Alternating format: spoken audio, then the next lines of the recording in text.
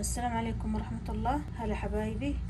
طبعا اليوم ان شاء الله بنجرب معاكم الخلطة العجيبة، تصلح للبانكيك وللوافل في نفس الوقت. طبعا اذا بغيتي وافل بتكون الخلطة اخف يمكن، واذا بغيتي بانكيك بتكون الخلطة اثقل. طبعا حبايبي بنسويهم الاثنين مع بعض، يعني بنسوي جزء يكون وافل وجزء بيكون بانكيك، بس طبعا البانكيك اخف بنأخره بحيث ان نزود ماء ويصير اخف. لا، بنبدأ بالوافل لانه العجينة تكون ثقيلة شوي، فنبدأ بالوافل اللي محتاجة تقريبا 280 ملي، يعني بالكوب المعياري هذا بنحط 2.5، نص كوب معياري بنحط منه مقدار 2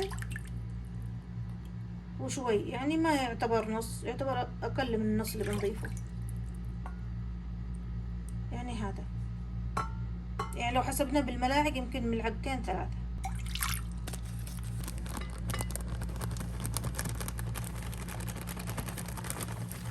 طبعا ما أضفنا بيض ولا أضفنا زبدة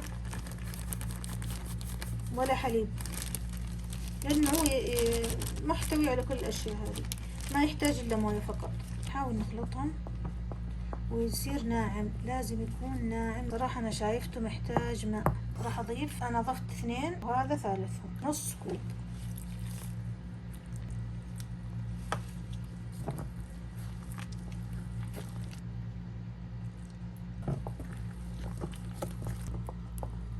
أضفت بالنص كوب المعيار هذا 3.5 تقريبا.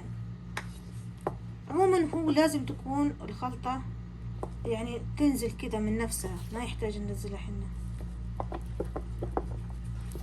الحين بنحمي جهاز الوافل وبنوريكم الشكل. الحين بندهنه زيت عشان ما تلصق فيه. طبعا اللي يحب، اللي ما يحب لا. ننزل بالكوب.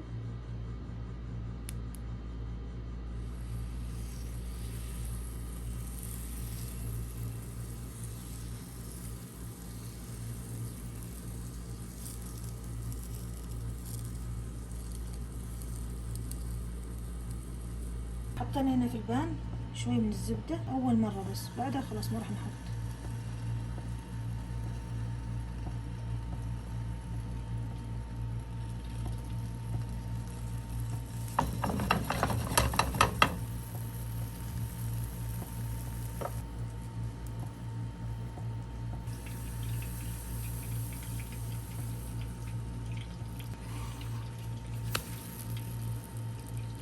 وهذا شكله حبايبي الوافل والبانكيك، وعلينا وعليكم بالعافية. هنا ذوبنا شوكولاتة كندر مع شوكولاتة هيرشي في الميكرويف لمدة 30 ثانية أو أقل، 20 ثانية مثلا، وأضفنا لها زيت. هنا البانكيك راح نضيف له عسل أو أي إضافة تبغونها. بندوق الوافل والبانكيك. طبعا هو بدون سكر، يعني لو كثرتوا له سيرب أو أي نوع عسل أو شوكولاتة يعني يكون أحسن. إن شاء الله نشوفكم في فيديو آخر، وشكرا على المشاهدة وشكرا على الدعم، شكرا على التعليقات الحلوة، ولا تنسونا من اللايك والاشتراك لأنه يدعم القناة.